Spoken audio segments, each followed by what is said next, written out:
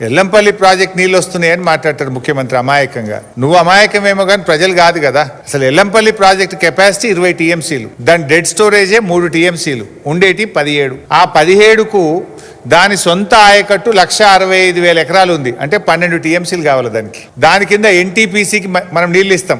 NTPC విద్యుత్ ఉత్పత్తికి ఎల్లంపల్లి ద్వారా 6.5 టీఎంసీల నీళ్ళు ఇస్తాం. మంచిర్యాల నియోజకవర్గం గూడెం లిఫ్ట్ కు 3 టీఎంసీలు వాడుకుంటాం. లోకల్ రామగుండం లిఫ్ట్ కు 1 టీఎంసీ నీళ్లు వాడుకుంటాం. అట్లే ఆ ఎరువుల కర్మాగారానికి కూడా ఒక 2 టీఎంసీలు ఇస్తాం. అసలు నీళ్ళు ఎక్కడనే ఎల్లంపల్లి సామర్థ్యమే 20, అక్కడ దాని వినియోగమే 20కి పైగా ఎక్కువ ఉన్నది. నేను ఎల్లంపల్లి నీళ్లు తెస్తున్నా హైదరాబాద్ కు 20 టీఎంసీలు తెస్తారట హైదరాబాద్. కేడికలు వస్తాయి 20? ఎల్లంపల్లి కెపాసిటీ 20, డెడ్ స్టోరేజ్ 3 పోతే ఉండేది 17. ఆ 17లో ఎన్టీపీసీకి 6.5, గూడెం లిఫ్ట్ కు 3 పోతాయి. అదేవిధంగా లోకల్ లిఫ్ట్ 1 టీఎంసీ పోతుంది. రామగుండం ఎరువుల కర్మాగారంకు 2 టీఎంసీలు పోతాయి. దానికే ఎక్కువ ఉన్నది. అది కూడా that will be supplemented again. నేను ఆ 20కి 20 హైదరాబాద్ తెస్తున్నా అంటాడు. అంటే ఎవరి చెవులలో పువ్వు పెడుతున్నావు? ఎందుకు ఈ గోబల్స్ ప్రచారము? ఆ కుర్చీకున్న గౌరవాన్ని ఎందుకు తగ్గిస్తా ఉన్నావు?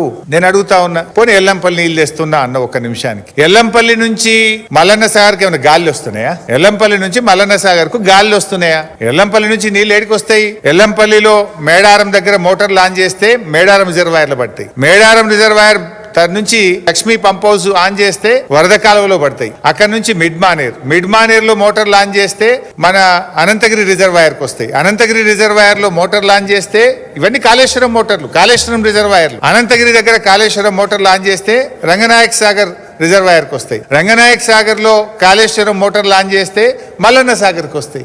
All these are part of Kaleshwaram. యాడికెళ్ళి వస్తాయి? ఎల్లంపల్లికి వస్తున్నాయి. మేం కట్టి ఆ ఎల్లంపల్లికి 2,000 కోట్ల పైగా బీఆర్ఎస్ఏ ఖర్చు పెట్టింది, బీఆర్ఎస్ఏ పూర్తి చేసింది. ఆ ఎల్లంపల్లి నుంచి మిడ్ మానేర్ దాకా కూడా టన్నెళ్లు గాని, గ్రావిటీ కెనాల్లు గాని, రిజర్వాయర్లు గాని, సబ్ స్టేషన్లు గాని, పంప్ హౌస్లు గాని అన్ని నిర్మించింది బీఆర్ఎస్ఏ.